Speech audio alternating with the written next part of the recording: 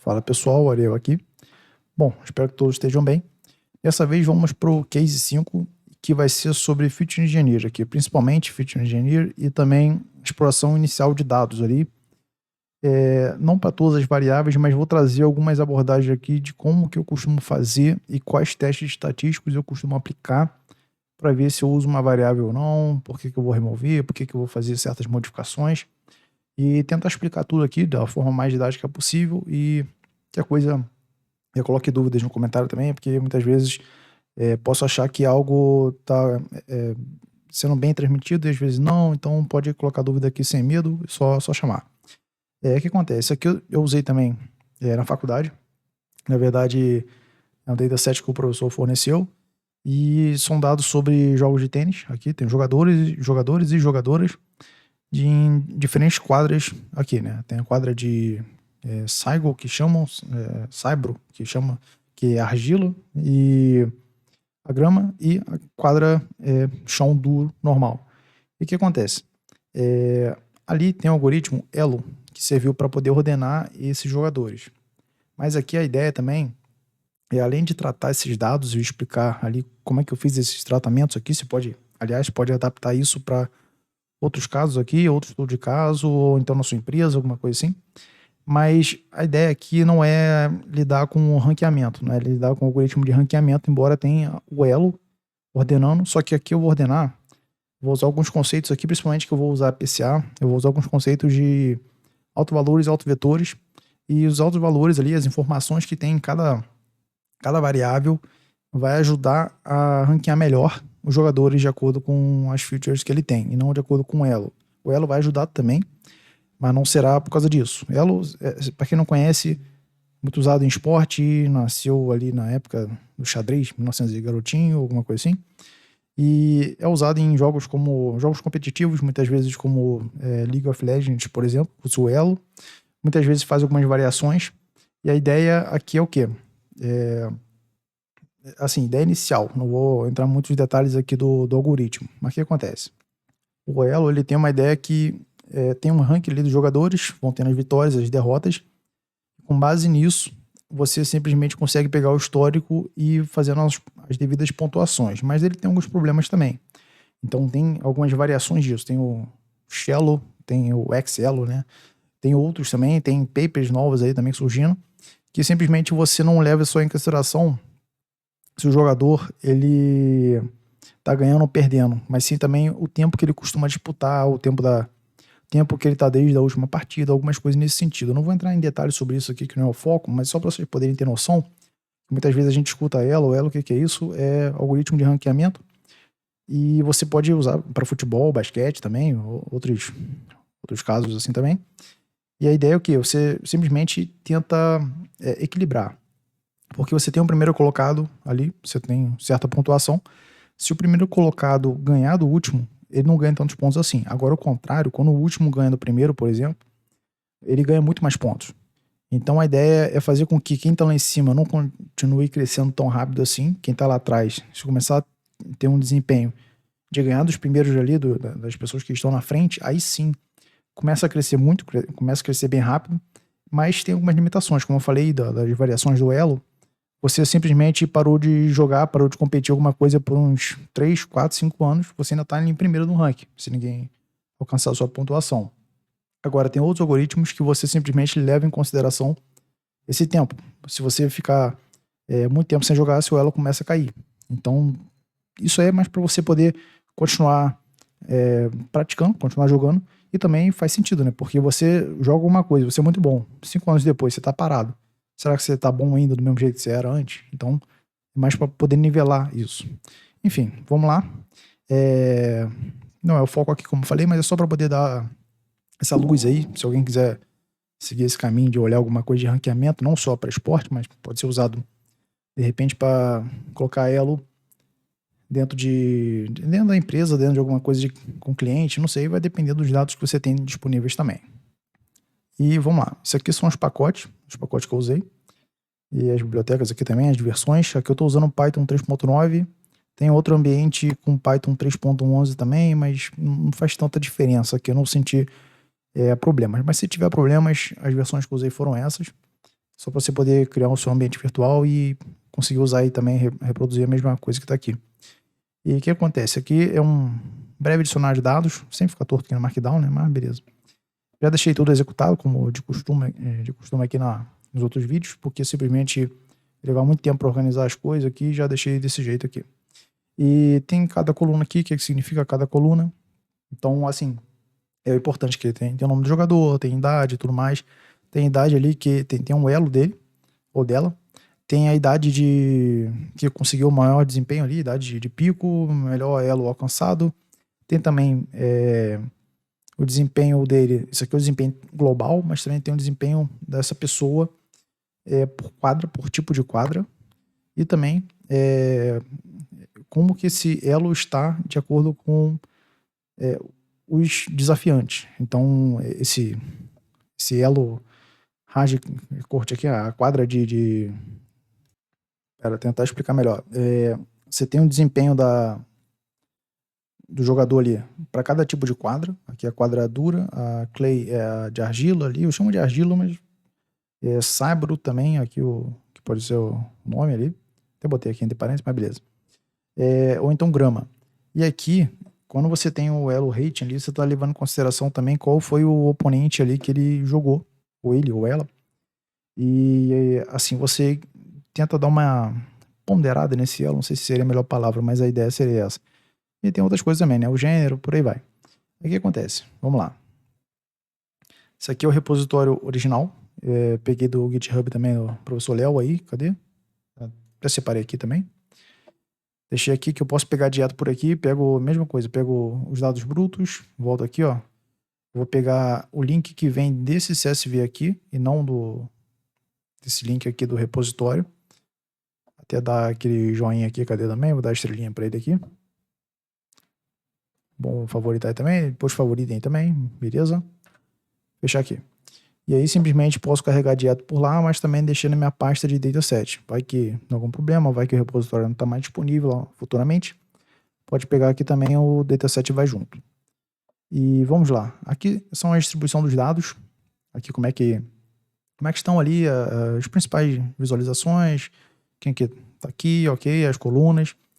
E aqui o nome das colunas, aí já começam alguns tratamentos que eu preciso fazer. Nada assim pesado, mas algumas atenções ali, porque eu quero tratar os valores e dependendo do modelo que eu vá construir, dependendo do que eu queira fazer, esse tipo de espaço pode me incomodar, então eu costumo remover espaço, costumo remover qualquer coisa que possa atrapalhar ali e deixo as colunas com nomes mais simples. Mas o que acontece? Eu cheguei a ter alguns problemas. Aí vocês vão entender o que significa esse negocinho aqui, por exemplo. Que aqui, se eu só dou um print nas colunas no nome convencional, não vem esse tipo de coisa aqui. Eu posso mostrar aqui a observação? Cadê? Posso só botar um def columns aqui? Eu acho que tem memória ainda, eu acho que não tirei, peraí. Sim. Deixa eu ver, por exemplo, Grasscore, ok. Você vê que aqui parece algo normal, underline, ok. Não, assim, agora tá tratado também, né? Mas eu vou carregar de novo aqui, peraí. Que ficou com a última memória lá. Agora sim. Tem simplesmente um espaço, agora sim. E tem traço, tem espaço, ok. Só que não era só espaço, tinha algum caractere ali invisível, alguma coisa. Eu encontrei essa função aqui, que agora esqueci que ela faz exatamente ali, mas ela ajuda a pegar esses caracteres assim que geralmente não são vistos. E fiz aqui o tratamento para remover também, substituir por underline, por aí foi, né? Vou remover isso aqui. E o que acontece? Vi como é que tava assim, tratei, ok, tudo bonitinho, underline, ok. Agora dá para começar a ter algo mais limpo aqui também. Muitas vezes eu quero construir algum algoritmo, alguma coisa, isso aqui tiver espaço, pode ser que trave. Dependendo do modelo, ele vai reclamar, então já deixou ajeitado. Não foi o caso, mas para coisas que eu ia fazer além disso aqui, chega a ter problema assim, mas em outra situação. Enfim, aqui eu tenho simplesmente as informações como é que estão. Aí eu vejo se tem valores nulos, se não tem, eu posso ver por aqui, ó, pela info mesmo, eu vejo o tipo da variável que tá ali, beleza? Tipo da coluna, o que é. E aqui eu vejo que são 783 entradas aqui e simplesmente não tenho nenhum valor nulo aqui em nenhuma delas. Posso olhar aqui também para conferir. ZNA, eu pego o somatório e simplesmente zero aqui. Só que uma coisa aqui que eu reparei é que as quadras aqui, os tipos de quadras, estão como object, ou seja, texto. Só que aqui, vamos subir aqui, são números. Então o que está acontecendo aqui? Só um minutinho, vou só ligar o ventilador aqui, vou pausar um minuto, mas vocês não vão nem ver, senão eu não aguento não, eu derreto aqui. Voltei, pronto, senão não aguento não, é muito quente, mas beleza. Vamos lá. Aqui simplesmente estão como object, aqui sendo texto, mas eu vejo números nas colunas. Mas fazendo uma exploração aqui, olhando outros registros aqui também, outras linhas, eu cheguei em tracinhos aqui, ó. Esses tracinhos aqui. Simplesmente estavam fazendo o input manualmente ali, né, nesse dataset que veio. Não sei exatamente a origem desse dataset, mas na fonte estava assim. E isso pode acontecer, tenho certeza que na empresa onde você trabalha aparece alguém preenchendo com tracinho, aparece deixando em branco, aparece colocando espaço, colocando zero, e isso tudo dá muito problema, você tem que corrigir. O zero é a pior coisa que tem, mas beleza, porque vai impactar diretamente na média, né? Nas medidas principais, né? Tendência principal, tendência central, né? E o que acontece? Tracinho, removi esse tracinho e substituí por valores nulos para cada uma dessas quadras aqui. E coloquei o tipo também como float, beleza? E aqui, quando eu fiz isso, olha aqui quantos nulos tem. Essas duas quadras aqui quase não tem nulo, então o tratamento que eu vou fazer para elas vai ser um tratamento de simplesmente descarte, não vou perder tempo com isso. De 700 e poucas são 3 registros, não tem problema. Agora, 160 registros dentro de 700 e pouco, quase 800, né? É bastante coisa, então eu não posso remover.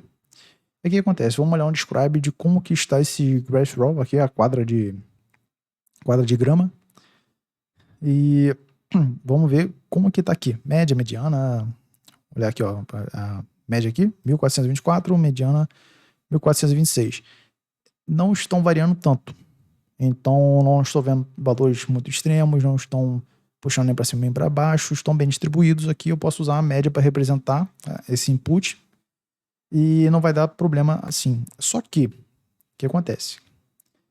Aqui, quando eu paro para olhar os dados, eu vejo que, será que não tem uma diferença de desempenho do elo dentro daquela quadra ali, entre homens e mulheres? Será que é a mesma coisa? Será que eu posso usar essa média global e vai funcionar da mesma forma?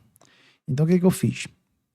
Eu simplesmente comecei a fazer alguns testes estatísticos para poder ver se fazia sentido ou não. Eu comecei a ver, fiz um subset aqui, que ele faz só o drop de onde está no aqui, beleza. Colocar um df temporário. Df temp é df temporário. E você vê que caiu para 625 registros aqui, beleza. Aí o que acontece? Aqui são só explicações ali de algumas coisas que às vezes eu faço anotações, pode ser que te ajude a revisitar alguma coisa depois, para não ter que ficar reassistindo o vídeo todo. Assim, onde estava cada parte, muitas vezes você pega o notebook aqui, você já confere onde está cada coisa. E aqui, o que acontece? Será que tem diferença do elo por gênero? Aqui, olhando a média e tudo mais, são hipóteses que eu vou levantando para ver se ajudam na validação dos dados, para ver se eu faço um input decente e não saia simplesmente substituindo pela média, porque eu posso impactar um modelo futuramente. Eu vou colocar algum modelo, o modelo vai tentar generalizar, vai encontrar um padrão, de repente aquela variável não vai condizer muito com a realidade, pode ser que tenha muita distorção, pode ser que não distorça tanto, pode ser que tenha muita distorção, vai depender de cada caso, mas não dá para contar com a sorte, a gente tem que se basear em dados para decidir o que vai fazer. E é isso que eu estou tentando trazer para cá. O que acontece? Aqui, eu trouxe os outros também só para poder ilustrar aqui, se alguém quiser fazer esse tipo de agrupamento, mas só me interessa a grama aqui. E aqui, eu tenho 44 ali, a diferença entre a média do homem e a média da mulher. E aqui o que acontece? Levantei a hipótese que, será que esse 40, esse valor, representa uma diferença significativa dentro dessa quadra? E vamos ver, vamos descobrir. O que acontece? Como é que eu fiz? Primeira coisa, eu olhei para ver se estão bem divididos proporcionalmente, para ver se o dataset está balanceado entre homem e mulher, estão balanceados ali, estatisticamente são iguais, né? Quase 50% cada um são iguais. E o que acontece? Eu também plotei um gráfico que eu gosto muito, um gráfico de violino, que esse gráfico aqui ele ajuda a ver também a densidade de como estão separados ali, e ajuda a visualizar melhor. Visualização sempre ajuda a dar uma luz, mas pode ser que algumas dúvidas fiquem no ar. Que, por exemplo, tem alguma questão aqui da densidade desses dados. Será que a média faz muita diferença aqui? Será que não faz? Eu vejo que a forma da barriguinha aqui está um pouco diferente. Mas de repente não faz tanta diferença assim, porque eles estão mais concentrados aqui no meio, aqui também. Muda um pouco a forma, aqui está um pouco mais acima, os valores. Você pega a amplitude aqui, você vê que os homens estão conseguindo um elo um pouco mais alto, as mulheres têm uma amplitude maior, mas você não sabe exatamente se a média vai ter muita diferença ou não, se vai ter um impacto ou não. E aí a gente vai ter que fazer alguns levantamentos de hipóteses e fazer essas validações com teste estatístico. Como que a gente vai fazer isso? Primeira coisa, qual é a ideia desses testes ali? O que eu preciso fazer? Eu quero identificar se a diferença de gênero está impactando ou não ali se vai dar problema ou não na questão do elo. Se tem essa diferença da média, realmente para eu poder fazer esse input, que de repente eu faço esse input global ou faço esse input agrupado por gênero. E vamos lá. Primeira coisa, eu preciso identificar se as variâncias são iguais ou não. Só que para isso, eu preciso ver também que tem testes diferentes ali se o seu modelo segue uma distribuição normal ou se não segue. Então eu preciso fazer teste também para ver se tem uma distribuição normal ou não. E também preciso ver alguns outros testes aqui para melhorar mais essa assertividade depois de tudo. Vou mostrar aqui que de repente vai dar mais clareza no que eu estou falando, que pode ser que fique um pouco confuso, mas eu vou mostrando e vocês vão vendo aqui. São hipóteses simples aqui, ideia de ter hipótese nula, alternativa aqui, A, B, 0, 1, vocês chamem como quiserem. Vamos lá, primeira coisa, eu comecei com o ELK test. Vou mostrar aqui, vou descendo aqui, que muitas vezes eu olho para o EBS aqui também só para ver como é que tá a tela, porque às vezes não aparece tudo tão claramente aqui na tela da gravação. Vamos lá. Hipótese alternativa. Hipótese nula, na verdade, a 0. As médias entre os gêneros são iguais. Aqui em cima você pode olhar. A outra hipótese ali, minha alternativa, é que há uma diferença entre as médias para cada um dos gêneros. E o que acontece? Aqui de barreira no microfone. Show. Eu usei o ELK test, que na verdade eu não sei se minha variância é igual ou não para essas duas massas de dados diferentes, que eu separei aqui em elo female e male. Simplesmente eu não sei se são iguais ou não a variância e eu não posso supor que sejam. Então eu começo com um ELK test aqui, que é um teste um pouco mais conservador. E onde eu defino isso aqui? Eu defino aqui equal var, que é a variância igual, não, é false. E eu trouxe até um detalhe da documentação que você usa o testudent, geralmente quando você já sabe se a variância é igual ou não, e também é preciso seguir alguns outros critérios. Mas o que acontece? Aqui, a documentação, quando você coloca aqui a frase que eu tirei da documentação mesmo, ele chama o ELK test quando simplesmente você passa o false aqui. E a ideia é olhar o p-value, ver como é que tá aqui. Isso aqui é mais a questão da força estatística, eu quis trazer também, mas isso aqui é questão de, assim, olha mais o p-value, mas aqui eu simplesmente é só para ter noção que se o p-value fosse um pouco maior aqui, isso aqui seria um pouco menor, mais ou menos a força do teste estatístico que está sendo usado. Mas aqui no p-value, o que acontece? Quando ele é abaixo de 0,05, eu simplesmente, ou seja, vamos lá, hipótese nula. Se for acima de 0,05 aqui, ele simplesmente mantém a hipótese nula, que ele não rejeita a hipótese nula, não é que aceita. Por favor, não aceite a hipótese, você só não rejeita, você não tem evidência estatística suficiente para poder rejeitar. Quando é abaixo, p-value é bem baixo, é porque há evidência estatística para você rejeitar a hipótese nula, a 0, e o H0, e aceitar não. Você rejeitar e você vai simplesmente partir para H1, que é a alternativa, que há diferença entre as médias. Aí eu coloquei até aqui embaixo a interpretação do teste, que rejeita a hipótese nula. Você pode ir lendo aqui também, mas eu vou lendo com vocês aqui também para simplesmente são anotações aqui para poder ajudar também na explicação. Mas vamos lá, você rejeita a hipótese nula, as médias do elo ali entre o homem e a mulher do dataset são diferentes, beleza? Só que aí, o que acontece? Vamos ver se isso aqui eu posso colocar true uma hora. Se eu posso falar com que elas, tratar elas como se fossem iguais. E a gente vai partir para um teste de normalidade. A gente vai ver se essa distribuição é normal ou não. A gente vai olhar a distribuição male e female e vai ver se a distribuição para esses elos que estão aqui dentro da quadra de grama segue uma distribuição normal ou não. Aquela curva de sino famosa para a gente ver qual teste de variância que a gente vai poder olhar aqui.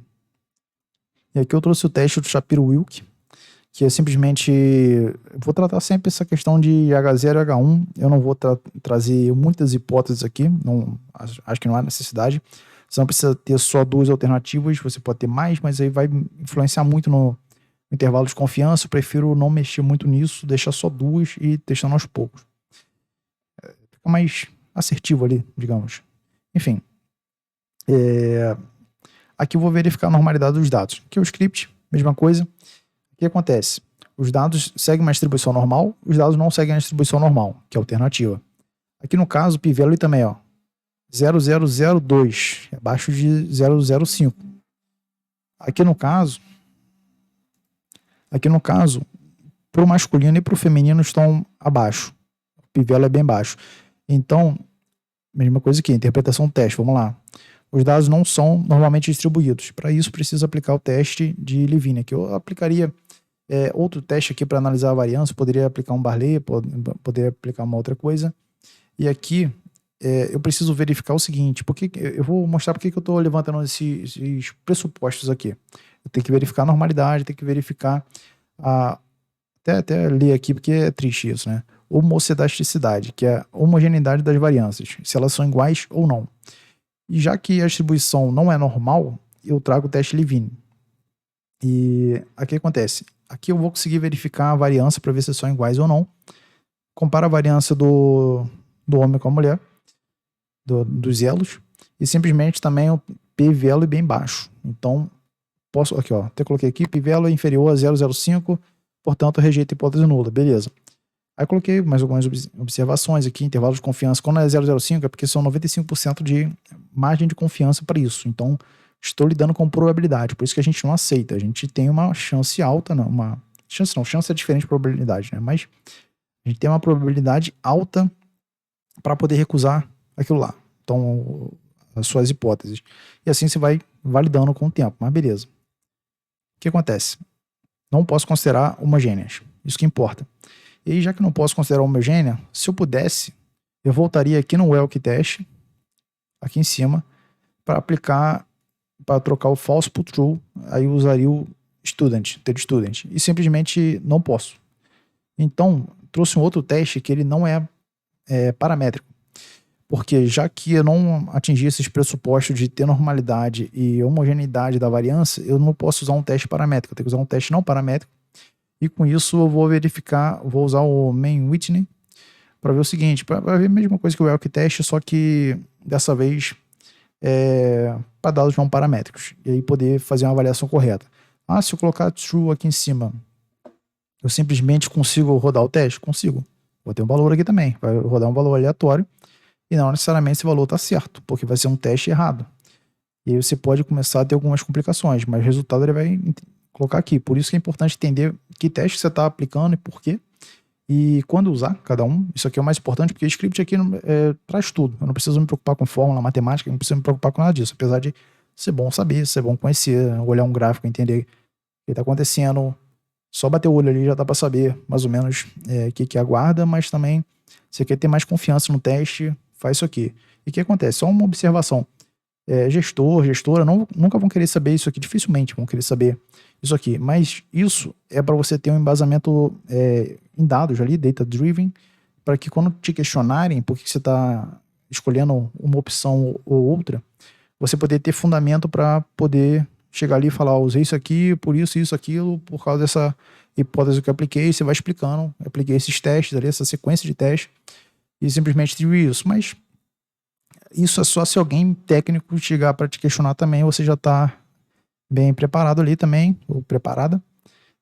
E também a questão de documentação. É bom documentar para que outras pessoas, quando pegarem seu projeto, você saber, essa outra pessoa poder ver se o que já foi feito, o que já foi testado e continuar a partir disso, que a gente vai conseguir melhorar cada vez mais esses projetos, que geralmente são baseados assim em tratamento de dados, tratamento de várias variáveis. Enfim, vamos lá.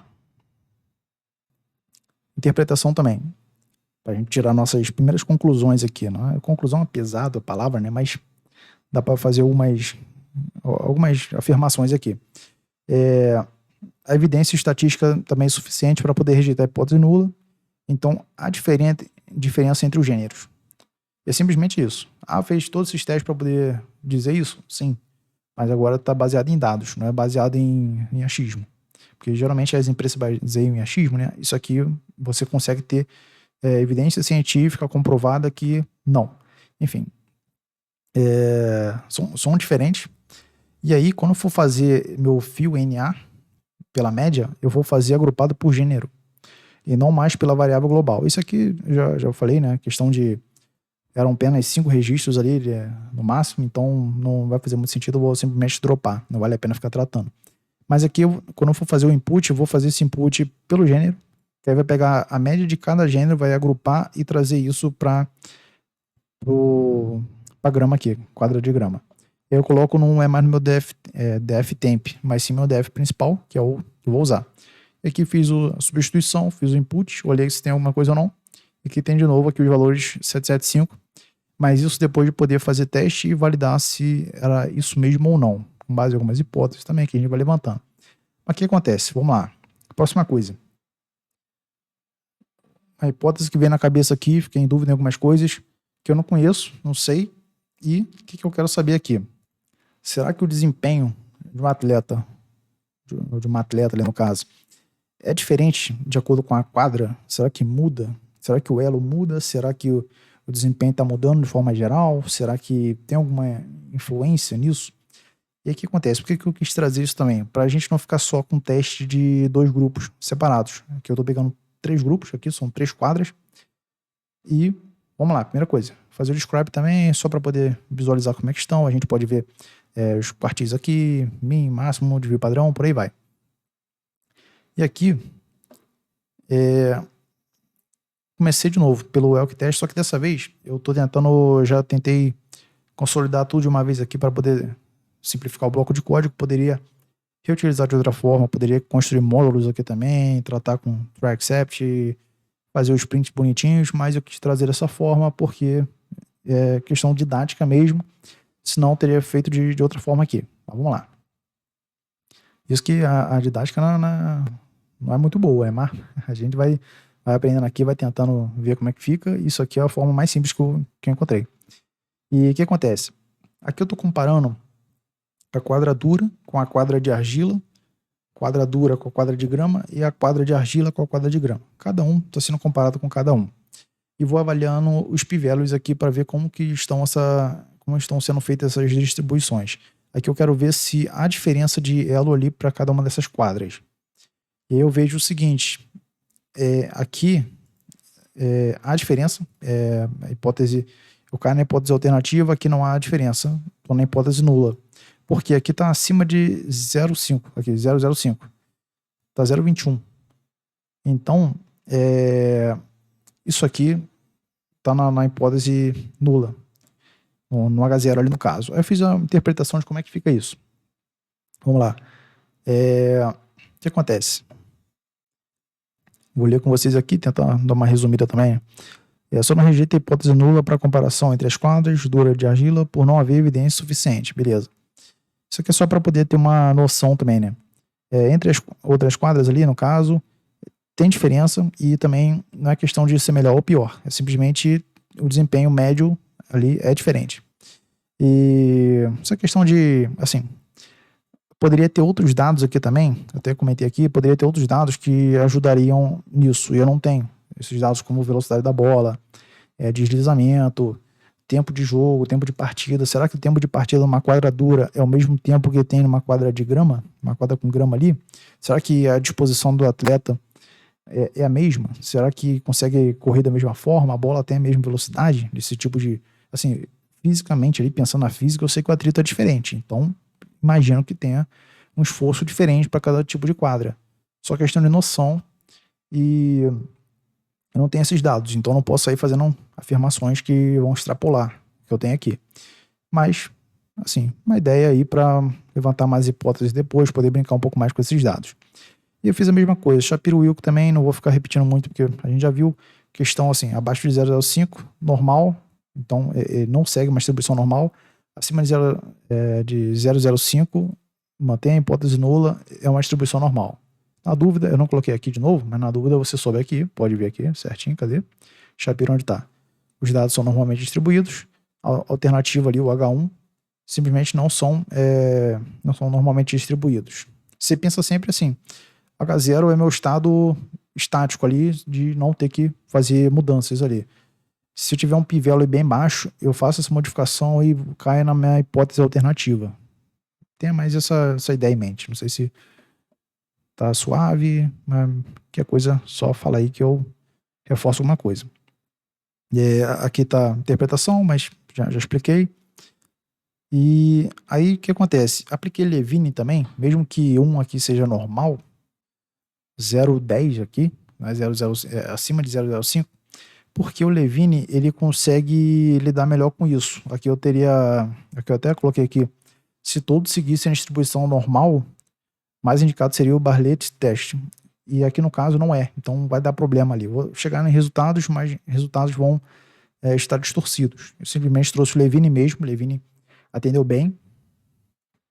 Aqui no caso para poder olhar a variância, por aí vai. Mesma coisa, p-value aqui.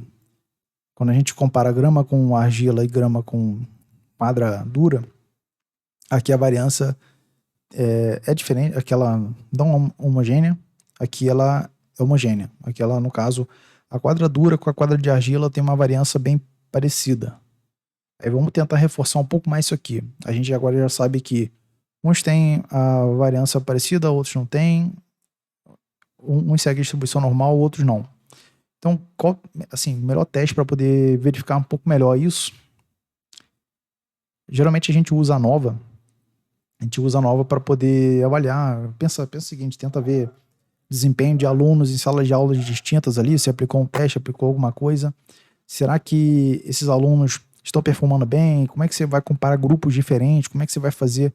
Isso você costuma fazer com testes paramétricos como a nova, e o Tukey ajuda a identificar quais, né? Porque a nova só mostra que há essa diferença entre os grupos. Agora, o Tukey que simplesmente vai mostrar quais são esses grupos. Mas quando não são paramétricos, ou seja, quando não parte desses pressupostos de seguir uma distribuição normal e também não tem essa homosteticidade, como é que é? Vou voltar aqui. Isso é triste para falar. Homogeneidade, no caso, né? Homostaticidade. Aqui. Lembrei antes de chegar na palavra, mas beleza. Não são homogêneos, é isso. Aí eu aplico Cruz, assim, não tem só esse teste, mas tem outros também. Mas eu aplico o Cruz-Wallis aqui e DAM. Que aqui eu consigo ver o seguinte. Eu vejo como é que tá esse elo para cada quadra. E ali cada quadra tem o seu elo, né? Eu simplesmente vejo se o p-value é abaixo de 0,05 ou se não é. Eu tenho aqui, eu coloquei minhas hipóteses aqui, não coloquei não, mas beleza. Vejo se é abaixo de 0,05 ou não. Esse aqui no caso, eu vou rejeitar minha hipótese alternativa, aqui não rejeito. Aqui eu simplesmente mantenho o H0. Que aqui, ó. Vamos partir do else primeiro. Acho que fica mais simples. Teste de Kruskal aqui não indicou diferença significativa entre as superfícies, né, das quadras. E aqui, no caso, identificou superfícies, identificou essa diferença entre as superfícies, e a gente aplica o DAM. O DAM, por quê? Porque a gente, além de identificar que há essa diferença, a gente tem que saber quais são essas diferenças. Um detalhe aqui também, eu usei o ajuste OM aqui, não sei se fala assim. Geralmente que eu nunca escutei na vida, eu só leio, né? Mas beleza. É que ele faz um ajuste de erro tipo 1. É que é aquele negócio de falso positivo, falso negativo. Isso aqui é o falso positivo, erro do tipo 1. Que é o quê? Quando você rejeita a hipótese nula, mesmo ela sendo verdadeira. Aí, no caso, ele faz uma questão de ajuste com o Pivelo e tudo mais. E, assim, achei interessante colocar aqui. Poderia testar outras coisas também, mas beleza. funcionou, né? E aqui temos o resultado. Aqui temos o resultado do dano. Que é o quê? Isso aqui pensa na matriz aqui na hora de fazer a comparação mesmo. Eu tenho cada quadro aqui nas colunas, tenho cada quadro aqui nas linhas. Nas diagonais são elas por elas mesmo, ali, por isso que é 1. E aí, o que acontece? Isso aqui é meu p-value que eu estou avaliando. Aqui eu vejo que é o seguinte, o único que tem alguma coisa que simplesmente não tem diferença significativa nessas quadras aqui, onde tem o 0,36 aqui no caso, que é a quadra dura, né, com a quadra de argila. Então, agora, nas outras, há essa diferença. Então a gente consegue identificar aqui que é um teste post-hoc, na verdade, é um teste que eu aplico posteriormente aqui a esse meu teste Kruskal. E aqui simplesmente eu consigo ver que, por exemplo, a quadra de argila, com a quadra de argila ali, beleza, ela por ela mesma, não vai fazer diferença. Agora com a grama, ela tem diferença, meu p-value está bem baixo aqui no caso. E aqui está acima de 0,05, então não há essa diferença. Então, independente de estar numa quadra dura ou numa quadra de argila, não vai fazer tanta diferença assim no desempenho do atleta. É isso que eu tenho que ter em mente. É isso que eu estou tentando dizer aqui, é isso que os dados dizem. E aí eu posso fazer comparação, qual que faltou aqui, ó, grama com clay, ok. Não, foram todos aqui, na verdade. Esse aqui já pega esses dois aqui, o resto vai se repetir, porque pensa naquela matriz de correlação, você poderia usar só esse pedaço aqui do 1 que está aqui para cá. Esses três aqui já atenderiam bem. Enfim. Trouxe aqui também a interpretação, depois pode ler aí também, mas é mais essa questão dessa ideia. E até o momento aqui, só um break, um checkpoint aqui, que é o quê? O que a gente fez até agora?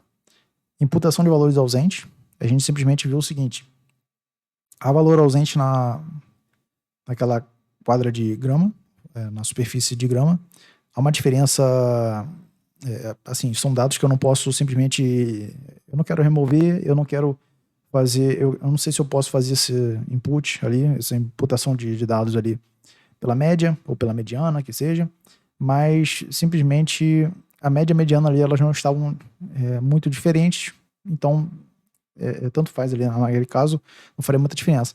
Mas por gênero há diferença, então não posso fazer assumir essa medida de tendência central assim global e trazer para minha quadra também. Então simplesmente separei, vi se há essa diferença ou não, para ver se eu podia. Validei isso com teste estatístico, isso aqui é só uma ideia também, tá? Isso aqui não é... Isso que eu uso, esses conceitos no trabalho também uso com vários outros dados, mas são dados de outros tipos bem diversos, não tem a ver com esporte. Mas geralmente são esses testes aqui que eu aplico. Eu aplico mais. Igual, pensa no cinto de utilidade do Batman, tem mais uns 10, 15 testes aí para aplicar. Sempre para poder verificar o que eu estou fazendo e como que eu vou decidir alguma coisa. Para quando for tirar uma variável ou for colocar, eu tenho embasamento estatístico para poder explicar o que eu estou fazendo. Senão, vou me cobrar e o que eu explico? Ah, porque eu quis, não posso falar isso. Então, seria excelente. Ah, não quero trabalhar com essa variável, eu quis remover. Não posso. Porque eu posso perder um valor bem significativo para isso. Enfim. Exploração inicial dos dados também. Um breve EDA aqui, né? Exploratory Data Analysis, para simplesmente entender um pouco esse contexto, porque eu não conheço tênis. Já joguei uma coisa ou outra, mas nada sério. Ping-pong, essas coisas assim, tem a noção ali de que tem diferença, mas simplesmente aqui não é o ping-pong no caso, é mais o tênis tradicional mesmo, mas simplesmente não conheço e quis explorar, simplesmente isso. Mas assim, na prática, vou ver com a área de negócio, vou tentar tirar algumas dúvidas, pergunto, valido também, faço uma exploração, porque isso aqui é bom para não colocar viés nos meus dados. Penso o seguinte, teve uma vez que fizeram, só um parênteses aqui na verdade, só para entender a importância disso. Teve uma vez que fizeram um teste às cegas, com 2 grupos, separaram 2 grupos e colocaram os mesmos dados para essas pessoas. Um grupo foi avisado ali que queriam extrair de análises, outro grupo não foi avisado nada. Agora eu não sei qual centro que fez essa pesquisa, não sei exatamente quando foi também, mas veio na cabeça assim, esse exemplo que eu achei legal. E simplesmente um grupo, imagina o seguinte, o gestor chegou, ó, eu quero isso aqui, beleza. Outro grupo, o gestor não falou nada, ó, toma os dados e me traga alguma coisa, traga uma análise. Quando plotaram, propositalmente, o gráfico ali, quando você olhava a correlação, quando você olhava como é que estava a dispersão dos dados, ele fazia uma imagem de um macaquinho. Imagem de um macaquinho com os pixels ali, dos pontinhos do gráfico de dispersão.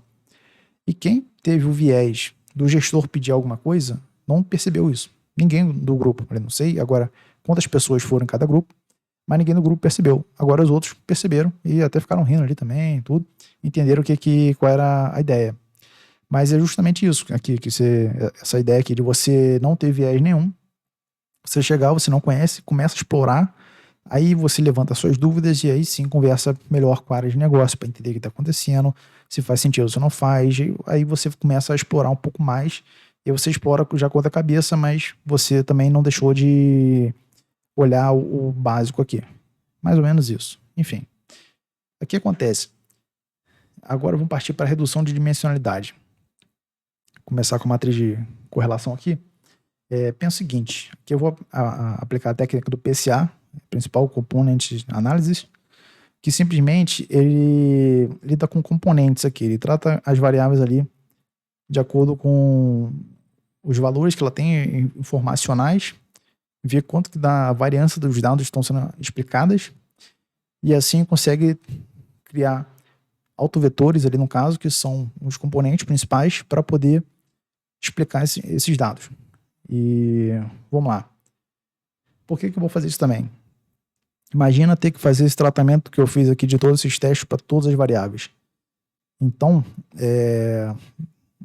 a gente começa, na verdade, quando a gente vai construir um modelo, a gente começa testando poucas variáveis e aos poucos a gente vai acrescentando mais e vendo os impactos que tem em novos modelos.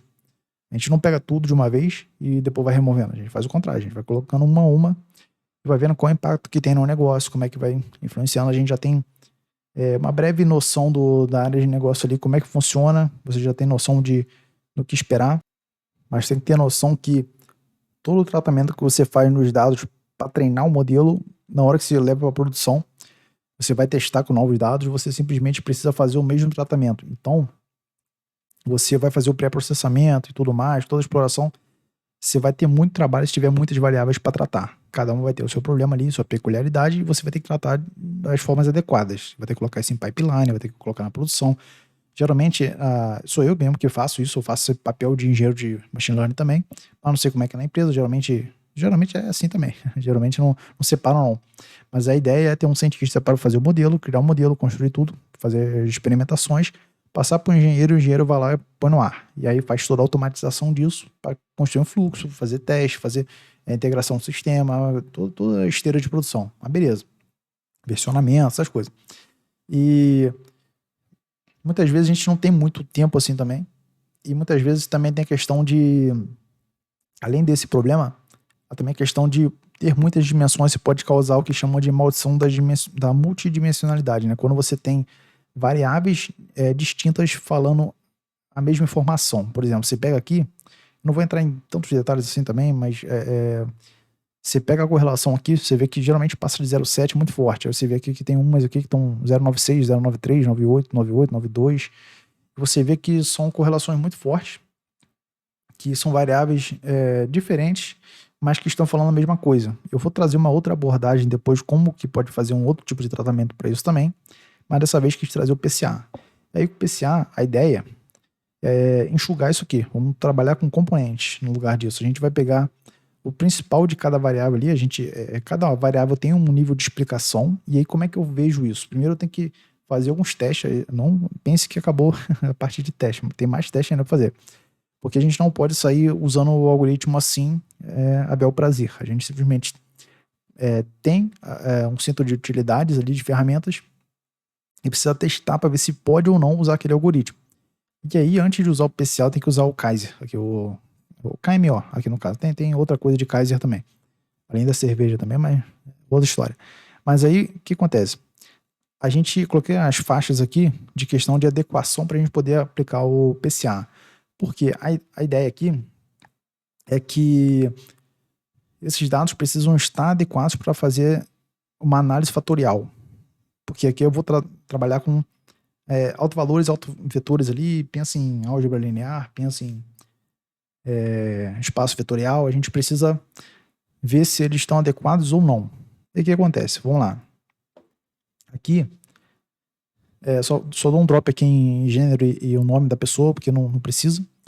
Mas aí eu vou calcular o KMO aqui nas bibliotecas que eu importei e ver como que cada variável está se comportando ali com esses números. Isso aqui são correlações parciais ali, meio que pensa em correlações meio que ponderadas em relação à correlação do todo. Seria mais ou menos isso. A explicação não é exatamente essa, mas é o que eu tenho na cabeça aqui. E aí você tem o seguinte, ó. Esses números aqui, cada um desses números é uma dessas colunas aqui, e como que e quanto que cada coluna está representando de informação ali, dessa explicação que a gente vai ter. Mas vamos lá, vamos por partes aqui, para tentar destrinchar isso. Aqui você vê que, por exemplo, pode, assim, abaixo de 0,5 pode ser que me atrapalhe. Dado ruim, ele não adianta deixar ali, você tem que remover, porque senão vai atrapalhar. A idade aqui tá atrapalhando. Eu tenho a idade de pico da pessoa. Não deu problema aqui, deixa eu ver. Essa aqui quase que deu um probleminha, mas não deu problema. Ficou acima de 0,5, vou manter. Tudo que for abaixo de 0,5 eu vou descartar. Aqui é o filtro. Bad Features. Cortei, beleza. E aí você pode ver que não tá mais aqui. Tinham 10 colunas, tem 9 agora. Poderia ter mais, de repente mais poderiam ser descartadas, ok. E o que acontece? Tem que aplicar um teste agora, que é o teste de Barley, mas é um outro tipo de Barley para Sphericity, aqui é questão de olhar se tem matriz, se há matriz de identidade ou não. Por quê? Pensa o seguinte, aqui ó, tem minha hipótese alternativa e minha hipótese nula, hipótese alternativa. Matriz de correlação, aqui na nula, a matriz de correlação é uma matriz de identidade. As variáveis não estão correlacionadas e o PCA não é apropriado. No caso da alternativa, quando meu p-value é baixo, a matriz de correlação não é uma matriz de identidade, então eu posso aplicar o PCA. O que é essa matriz de identidade? Eu já falei num vídeo passado também, mas resolvi trazer isso para cá também. Pensa o seguinte, é uma matriz em que a diagonal é o número 1, o restante é o número 0. Pensa isso aqui, ó. Posso usar correlação, aqui na verdade eu até filtrei metade, posso usar isso aqui na verdade, ó. Isso aqui. Tenho tenho as colunas pelas linhas. Isso aqui eu tenho. Imagina que aqui fosse tudo um aqui, um aqui, um aqui. Isso aqui na verdade é p-value, não é correlação. Mas pensa aqui sendo correlação. Se minha correlação é 0, assim, quando é diagonal, vamos lá. Quando é diagonal, é a variável por ela mesma. Então, claro que vai ser 1 aqui. Não tem como ser algo diferente disso. Mas quando as outras são valores como 0, por exemplo, é porque não há correlação. Se não há correlação, eu não consigo aplicar minha análise fatorial, então eu não consigo usar PCA. Esse teste de esfericidade aqui, Sphericity, aqui do Barley, avalia justamente isso. E ele tá aqui, ó, p-value é 0, então abaixo de 0,005, então eu simplesmente posso sim aplicar o PCA. Então agora sim a gente vai partir para o PCA, então tem aqui a interpretação se alguém quiser parar para ler também. Questão de explicando um pouco mais, pode ser aplicado, beleza. E aí o que acontece? Para aplicar o PCA a gente tem que padronizar. Aqui não precisava, não ia fazer muita diferença, porque já tem na correlação, quando ele faz isso, ele já meio que faz algo assim. Na padronização, no PCA tem que padronizar, simplesmente aplico ali meu feed transform, ok, scaler. E aqui eu vou trabalhar com os componentes, vamos ver como é que acontece. Cada componente ele vai explicar um pouco da variância dos dados. Eu tenho que ver quanto que ele está explicando. Por quê? Tem variáveis que não explicam tanto sobre o meu dataset. Tem variáveis que explicam mais, variáveis que explicam menos. E a minha ideia é ter um componente principal ali com um grupinho de variáveis que vão explicar bem o suficiente para poder ter uma noção do que está acontecendo nos dados em geral. Então eu não perco minha informação e simplesmente consigo reduzir essas dimensões. Aqui, para ter noção, eu tinha 9 colunas aqui nesse momento, eu reduzi para 2. Isso porque eu quis forçar um ali. Vou mostrar aqui com calma. Vamos lá. Reduzi bastante aqui, por sinal. E aí, meu factor aqui no caso, pensa em autovetores aqui. São a direção que está nesse espaço vetorial aqui. Cada um, eu gerei vários autovetores aqui, cada um com letra F, beleza? E aqui vou mostrar graficamente, fica mais bonito para poder explicar isso aqui que eu tenho em mente. Meu primeiro componente está explicando 74% dos dados. O segundo componente explica 0,11, 11% dos dados, no caso aqui não está em percentual, né? Está em decimal, mas beleza, 74%, 11%, 8%, por aí vai. Aqui está explicando 0,5%, 5%, mas beleza. Aqui acontece. Aqui tem uma questão que eu posso olhar até o acumulado também. Se eu não me engano, eu trouxe aqui o acumulado. Trouxe tanto o número aqui no minha lista, quanto também no screen plot, que eu posso ver o seguinte. Isso aqui, esse gráfico também eu posso mexer aqui, ó. Posso enxugar aqui se quiser. E para voltar depois, só vir aqui na casinha. Sempre me perco também, mas beleza. Eu simplesmente posso fazer um recorte aqui para ver com calma esses primeiros fatores aqui. E o que acontece? Eu tenho 74, mais aqueles 11, 85, então esses dois componentes aqui, ele já consegue explicar 85% da variabilidade desses dados. Eu já consigo ter uma boa explicação do que está acontecendo no dataset só com essas duas. Coloco mais uma, 93. Aí depois 98, 99, você vê que não vai fazendo tanta diferença. Então só vai ter mais gasto de recurso computacional e não preciso disso. Vou ter tratamento inútil, que não há necessidade aqui. E o que acontece? Vamos lá. Aqui tem os altos valores aqui, beleza? Como é que está sendo a explicação? Aqui o que acontece? Aqui eu tenho um negócio da regra de Kaiser. Eu sei que é muita regra, eu sei que é muito teste, mas você não pode simplesmente sair mexendo, jogando algoritmo por usar, copiando e colando sem saber o que está fazendo. Então, estou tentando trazer esses detalhes assim, que às vezes fica um pouco denso, mas é simplesmente para você saber o que está fazendo. Se alguém te questionar, você sabe exatamente o que está fazendo, você tem seu embasamento científico ali e você vai se basear em dados, não vai se basear em achismo. E isso aqui que tô vendo que tá fazendo falta nas empresas hoje em dia. Falta muita coisa na hora de tomar uma decisão, alguma coisa assim.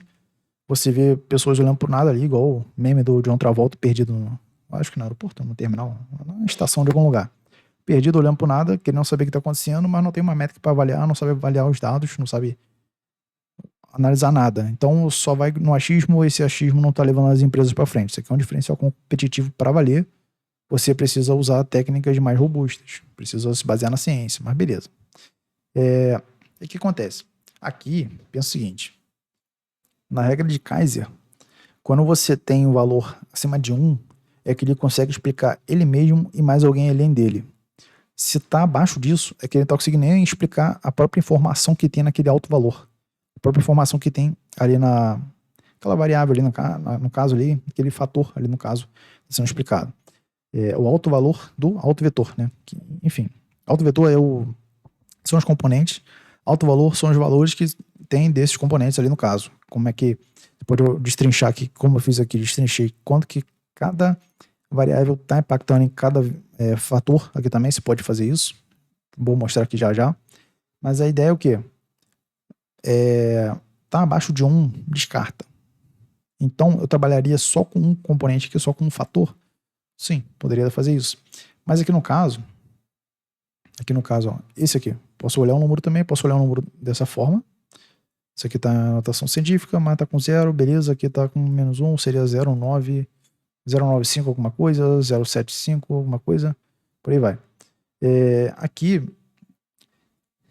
posso olhar dessa forma, para ver se eu adoto ou não adoto, mas no caso, o que eu escolhi aqui, no caso, foi usar pelo menos 2 componentes. Um componente só representava, lembra que representava 74% dessa explicação ali, dos dados e tudo, juntando com mais 11 daria 84, 73, 74, daria 85 ali no caso, 74, mais 11 ali daria 85, não lembrava se era 73 ou 74, mas beleza. Aí eu simplesmente quero usar esses 2 componentes aqui. Mesmo que não tenha explicado tanto, beleza. Mas aí já é algo que eu quis trazer e pelos testes aqui não vai fazer tanta diferença. Eu posso pegar, usar ou não. Eu poderia muito bem descartar e simplificar mais ainda a minha vida, mas é só para poder mostrar que isso aqui não é absoluto também. Isso aqui é um direcionamento, mas beleza. E aí para cada fator ali no caso, eu tenho o alto valor de cada um ali. E também a variância explicada e a variância acumulada. Você pode ver aqui 7,4. Não sei porque eu subi, né? Você tá aqui embaixo, mas beleza. 7,4, você pega mais 11 aqui, 85, por aí vai. Isso aqui é só uma visualização diferente. E aqui eu posso olhar o peso, o valor bruto ali que eu tenho dentro de cada coluna ali, dentro de cada autovetor ali no caso. Posso chamar de vetor, fator, mas mesma coisa aqui no caso, componente principal. E a ideia é o quê? Quanto que o elo impactou nesse primeiro fator ali no caso. Impactou 0,38. Já no segundo fator, não impactou tanto, né? As variáveis, elas podem estar em outros, elas podem estar também em outros fatores, aqui no caso, mas com pesos diferentes. E aí você consegue ver quanto que cada uma está impactando em cada autovetor. Aí eu tenho simplesmente as quadras aqui, tenho tudo como é que tá e vou vendo. Vamos lá. Cargas fatoriais. Aqui eu simplesmente estou olhando mais para a questão de correlação, a correlação real aqui, fiz uma explicação aqui, raiz quadrada aqui, beleza. Raiz quadrada não, é isso mesmo. E aqui eu simplesmente consigo saber a correlação de cada variável dentro de cada autovetor. E eu consigo ver como é que está o impacto, como é que está o peso e tudo mais. Não preciso entrar em tantos detalhes, porque isso aqui é mais para poder entender um pouco melhor como que está o comportamento de cada variável, para poder ter essa noção, mas dá para explorar mais coisas ainda também. É que eu não quis estender muito também. Já está dando quase 1 hora de vídeo, mas beleza. E vamos lá. Tem a questão dos scores fatoriais, que aqui, agora, a partir disso, eu vou pegar aquelas variáveis iniciais e vou criar o meu ranking com base nos autovalores de cada variável de acordo com meus componentes. Não só o elo, que vai ordenar os meus jogadores, as minhas jogadoras também, mas também quanto que está explicando de cada coluna. E assim eu consigo ter algo um pouco, de repente, um pouco mais justo, uma forma diferente de avaliar isso. Claro que se eu tivesse um histórico de partidas, vitórias, derrotas, de repente poderia olhar um pouco mais o elo, poderia fazer previsões do elo também, mas não é o caso, não tem isso no dataset, então a abordagem é essa. E o que acontece? Eu separei homem de mulher, para ter um ranking de homem e um ranking de mulher. E aqui, você pode ver, tá ordenado já aqui em ordem decrescente. Tem o Novak Djokovic, eu já ouvi falar desse nome, mas não conheço. Eu não conheço nada. Mas esse nome eu conheço. E aí, simplesmente, ele é o primeiro aqui no ranking. Aí você tem a idade de pico dele e tudo. De acordo com aquele dataset original, que eu mantive ali o DF, ok? Mas acrescentando também os fatores. Então eu consigo ver o componente principal dele aqui, como é que tá o peso dele ali, como é que tá o componente. Aí tem uma ponderação entre os componentes, né? E o rank dele. Aí foi o que teve o rank mais alto. E aqui no caso, para as mulheres. Aqui, o nome é triste para mim também. Ashlef, não sei, Ashleit, não sei, Bart. E simplesmente a mesma coisa. Tem meus rankings aqui também. Eu tenho os componentes ali, como é que ficou cada um, e também o ranking geral, 2.17, que ficou a mesma coisa. Ficou parecido, né? No ranking geral, ela ficaria em terceiro aqui, ó. Você perderia para o segundo homem aqui, mas beleza. E, assim, é isso. É isso aqui. Não tem muito mistério. Eu sei que não é trivial, na verdade. Não adianta falar que é fácil, não é exatamente fácil. Depois que você faz, muitas vezes costuma ser mais fácil, muitas vezes você não consegue usar tanto, porque dependendo do que você quer fazer, assim, a área médica, por exemplo, se você vai trabalhar com esses componentes, você vai ter que saber destrinchar muito bem qual o peso de cada variável dentro dos componentes para poder saber quais variáveis que estão causando certa doença ali na hora de você fazer uma redução dessa dimensão, né, dessas dimensionalidades aí. Assim, tem suas peculiaridades e, assim, no geral, é isso. Espero que tenha gostado. Só que não... A ideia desses testes aqui, eu vou trazer mais ainda para outros vídeos. Eu acho que mais 2 vídeos aqui eu vou trazer esses testes também. Não preciso ir tão a fundo, porque eu já detalhei um pouco melhor, um pouco mais nesses aqui. De repente, se eu encontrar uma explicação melhor também eu trago, não sei, porque didática é algo que você realmente não sabe como que tá o nível de quem tá do outro lado da tela, não sabe se é a primeira vez ou não. não dá, ainda mais que a gravação, não consigo nem ver como é que tá o rosto de alguém ali, a sua expressão aí do outro lado da tela, para saber se tô indo muito rápido, se tô indo muito devagar, e assim ir ajustando, né? Mas, assim, batendo o olho aqui rápido, frisar mais uma vez, é importante ter essa noção que você precisa se basear em dados, fazer teste estatístico para poder ver qual variável que entra, qual variável que sai, o que você vai fazer de modificação, por quê. Isso aqui é o mais importante. Isso aqui é a mensagem mais importante que tem aqui no vídeo. E eu vou fazer mais coisas nesse sentido, vou trazer mais alguns outros testes, mas não vai ser para aplicar PCA. PCA já apliquei, já foi. Mas para usar um algoritmo, para usar outro algoritmo, eu vou fazer algumas coisas nesse sentido, vou fazer algumas seleções assim também, mas também quero variar um pouco essas seleções, para vocês poderem ter um repertório melhor de ferramentas ali também, técnicas, metodologias, e poderem ver outras formas aqui, porque tem muita coisa, né? É um universo imenso, e é isso aí. Enfim, se tiverem dúvida, mandem nos comentários também, que eu sei que não é tão simples assim, e transmitir conhecimento não é fácil, né? Beleza? Eu sempre admiro quem faz isso muito bem, porque realmente não é algo muito trivial. E qualquer dúvida é só chamar, eu vou deixar esse código disponível no GitHub já, vou subir daqui a pouco. E é isso. Até a próxima. Semana que vem tem mais um vídeo aí. Sai meio-dia, na quarta-feira, meio-dia. Total de 10 cases. Nesse aqui já é o quinto, já estamos na metade. E eu vou organizar aqui que tem coisas que eu estou pensando, tem coisas que eu tenho em mente já, tem coisas que eu já sei que eu vou trazer. E eu vou trazer mais coisas para Machine Learning agora. Vou voltar. Eu cheguei a fazer algo no Deep Learning ali, com redes neurais, algumas coisas assim, mas vamos aprofundar em mais de Machine Learning aqui, mais em seleção de variáveis voltados para Machine Learning, construção de modelos, e vamos ver, vou trazer modelos diferentes também, vou trazer técnicas diferentes e também alguns papers aí que eu já separei algumas coisas. E é isso, até a próxima, valeu, tchau, tchau.